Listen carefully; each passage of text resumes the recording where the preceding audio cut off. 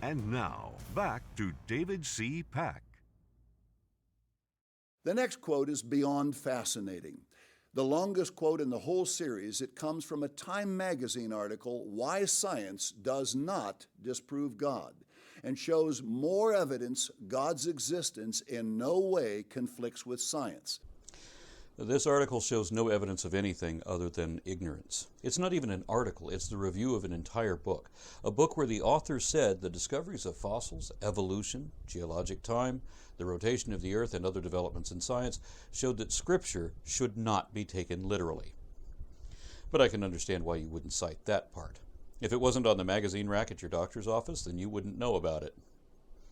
God's existence would still conflict with science even if he really existed, because man designed his gods to be untestable and thus unassailable phantasms, a fantasy protected from exposure by analysis. Science is a means of understanding natural things, and God is supernatural, as in imaginary. Science requires that positive claims be based on indicative evidence, but God can only be believed on faith in lieu of evidence and even in spite of evidence. Science requires that every postulation be testable and potentially falsifiable, but both the Old and New Testament warn believers not to put God to the test. God's commandments are both illogical and illegal, as well as irrational, and conflicts with everything science is or does. In science, there is only what is supported by evidence and what is not supported, and whatever is not supported is unworthy of serious consideration. It begins, a number of recent books and articles would have you believe that somehow science has now disproved the existence of God. No scientist ever said they've disproved God, but then neither would they ever need to. And not just because it can be logically impossible to disprove a negative. But that's why the burden of proof is always on the one making the positive claim. Your God is an extraordinary claim, asserted without any evidence at all, and against all evidence to the contrary. It's not just an unsubstantiated and thus empty assertion, it's dishonest as well. There is no need to disprove what was never indicated in the first place, especially when such is not even possible. That's why things that are asserted without evidence can be dismissed without evidence. That means we don't have to prove that God does not exist. You have to prove that he does. And so far, your attempt has been what we call a faceplant. We know so much about how the universe works, their authors claim, that God is simply unnecessary. We can explain all the workings of the universe without the need for a creator. And indeed, science has brought us an immense amount of understanding. But does this vast knowledge base disprove the existence of some kind of pre-existent outside force that may have launched our universe on its way? Again, this is empty speculation about silly, primitive, childish notions that are not only unsupported, but impossible according to everything we know about anything at all. You're essentially repeating yourself now, so I guess you've run out of arguments and this is just a recap. But as I've already shown in earlier episodes, most physicists say there is no reason to imagine a God at all. Science is an amazing, wonderful undertaking. It teaches us about life, the world, and the universe, but it has not revealed why the universe came into existence, nor what preceded its birth in the Big Bang. That's true. Science has brought us a long way while religion holds us back. While we have ideas about what the catalyst behind the Big Bang could have been, we know that it could not have been a magical anthropomorphic immortal. It wasn't a god, especially not your God, because you worship man-made mythology, and all of that is absolutely wrong about absolutely everything.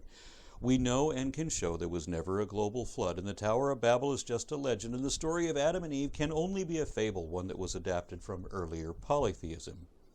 Much of the rest of the Bible is a combination of tall tales, fever dreams, and failed prophecies. Even though we don't yet know the right explanation of what caused cosmic inflation, we know that the Bible is the wrong one, because the Bible is dead wrong on every testable claim it makes, back to front. Biological evolution has not brought us the slightest understanding of how the first living organisms emerged from inanimate matter on this planet, and how the advanced eukaryotic cells, the highly structured building blocks of advanced life forms, ever emerged from simpler organisms. Because one, that's not evolution, that's abiogenesis. 2. DNA didn't come from simpler organisms because it isn't limited just to advanced life forms. DNA is a requirement of all life forms. Some viruses have it too, and they're not even alive, so they're not organisms at all. 3. The first living organisms actually arose from animate matter, as I explained in an earlier episode, where I also explained how experimental science shows how inanimate matter can become animate. Neither does it explain one of the greatest mysteries of science. How did consciousness arise in living things? Yes, it does, actually. What is it that allows humans to understand the mysteries of biology, physics, mathematics, engineering, and medicine? And what enables us to create great works of art, music, architecture, and literature? We know how natural selection can establish motor sensory connections and hone these from what starts as a simple nerve knot and ends up as millions of synaptic connections. We know also how hunting and other activities can increase intelligence and how social hunters necessarily develop greater group coordination and communication. Such animals not only demonstrate problem-solving skills, but they typically have some level of awareness of self as well as empathy for others. If you're lucky enough to be a social species committed to coordinated collaboration and communication, then it's just a combination of excess brain mass and the luxury to employ it, which develops from there to increase cognizance to concepts. That's where dolphins are. They would be where we are if they had hands and could experiment with chemical reactions. Talk about an unintelligent design. Once a system becomes self-improving, capable of learning, and given sufficient hardware to manage and explore it, consciousness is easily achieved, and conceptual analysis is eventually possible, even from blind design subjected to the dynamics of population mechanics. This is a super abbreviated summary, of course. Suffice it to say that science has explained the emergence of consciousness and is the only thing that can explain that. We will send you a free booklet answering these questions. Titled, What Science Will Never Discover About Your Mind, it addresses every question you have about why you have a mind that can think and create, and animals merely have brains that function on instinct. I recently interviewed someone who knows you, and I'm not at all surprised that his informed opinion of your scholarship as an author mirrors my own suspicions about how you manage to convince your followers that you know anything. It surprised me, but most of the ministry of the church doesn't read outside of the church. Dave Pack never read a book, from what I can understand, that he didn't write. But since you said that your book would address every question I have about the minds of humans and other animals, then I have 2 questions for you. Why is it that even dogs, pigs, and horses are capable of more than just functioning on instinct? And a better question is, if life was magically imagined by God, then why do whales, elephants, and ravens have such brilliant brains trapped in bodies that can't manipulate or experiment or do anything to improve their intellectual capacity? Do you realize that if raccoons had the intellectual capacity of dolphins, that they could be our equals now? Does your book answer these questions? If not, then I guess that's just one more failure in a long list of things you got wrong. I would also bet that there is no answer given in your book that you could actually show to be right. And if you can't show that you're right, you're not. You haven't answered the question at all. We continue the quote. But much more important than these conundrums is the persistent question of the fine-tuning of the parameters of the universe. Why is our universe so precisely tailor-made for the emergence of life? This question has never been answered satisfactorily. Maybe the answer isn't satisfactory to someone who won't accept any answer other than God. Someone who desperately needs to pretend that they have a special purpose and will live forever and that they are the reason the universe exists and that to believe otherwise is somehow arrogant. But that question has been answered, and the answer is that the universe is obviously not fine-tuned for the development of life on Earth. The universe is what? 78 billion light years across in every direction, with trillions of galaxies, each with hundreds of billions of planets that won't support life, and the occasional inhabited island is really just a life raft adrift in an otherwise inhospitable void of poisonous, boiling chaos that would kill us instantly everywhere else. But you want to pretend that this breathless, deadly abyss of flaming radioactive projectiles was created just for us? The deeper we delve into the mysteries of physics and cosmology, the more the universe appears to be intricate and incredibly complex. To explain the quantum mechanical behavior of even one tiny particle requires pages and pages of extremely advanced mathematics. Why are even the tiniest particles of matter so unbelievably complicated? Reality is complex for the same reason that the claims of religion are so unbelievably simple. You would think that if the world had been created for us, as you say, then there would be a way of measuring hours and days evenly without having to account for missing seconds or having to add leap years.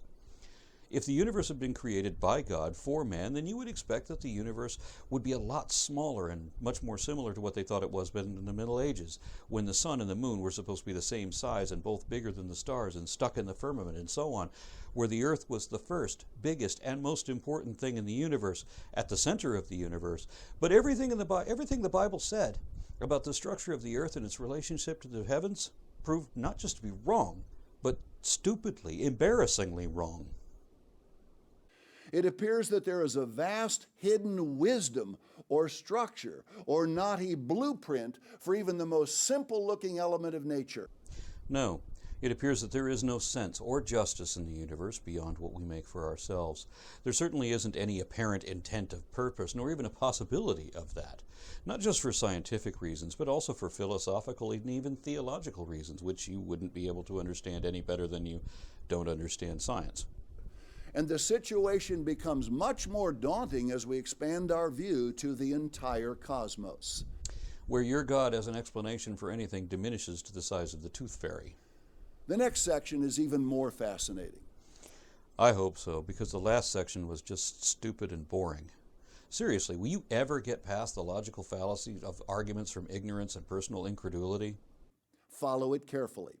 We know that 13.7 billion years ago, a gargantuan burst of energy, whose nature and source are completely unknown to us and not in the least understood by science, initiated the creation of our universe. Then suddenly, as if by magic, the God particle, the Higgs boson, discovered 2 years ago, came into being and miraculously gave the universe its mass. Why did this happen? The mass constituted elementary particles, the quarks and the electron, whose weights and electrical charges had to fall within immeasurably tight bounds for what would happen next. For from within the primeval soup of elementary particles that constituted the young universe, again, as if by a magic hand, the quarks suddenly bunched in threes to form protons and neutrons, their electrical charges set precisely to the exact level needed to attract and capture the electrons, which then began to circle nuclei made of the protons and neutrons. All of the masses, charges, and forces of interaction in the universe had to be in just the precisely needed amount so that early light atoms could form. Eventually, the highly complicated double helix molecule, the life-propagating DNA, would be formed. Are you grasping all of this? Yes, I am grasping that nothing ever came into being as if by a magic hand, because, as I pointed out in earlier episodes, particle physicist Victor Stenger said that we have perfectly plausible natural explanations for the origin of the universe, including the laws of physics and so on, while astrophysicist Sean Carroll noted how theism fails to explain the fine-tuning of the universe, and physicist Lawrence Krauss said life is fine-tuned for the universe it is in rather than the other way around. He also said that the universe would continue to exist if the strength of the four known forces was different, and that the livable range of those forces is nowhere near as tiny as your sources allege. In other words, you're citing a mathematician speaking about physics, and the physicists say he's wrong. Why did everything we need to exist come into being?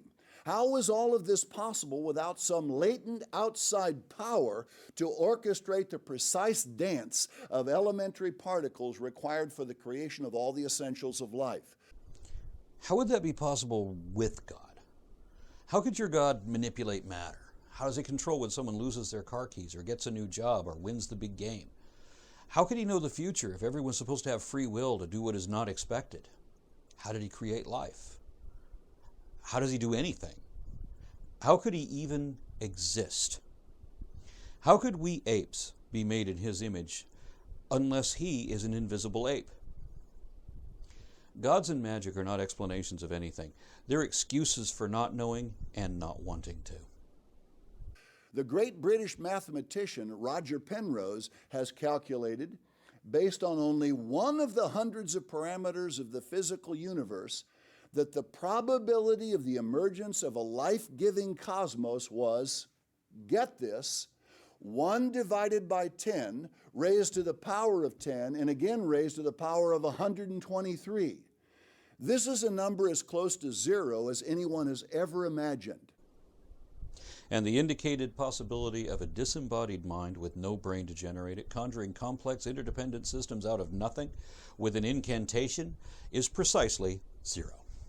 There is no precedent or parallel nor verified phenomenon to show that anything you believe is even possible, and no mechanism for how your God could do anything if it was possible. And all of that defies Occam's razor, Hitchens' razor, and the laws of physics. The probability is much, much smaller than that of winning the Mega Millions jackpot for more days than the 13.7 billion-year-old universe has been in existence.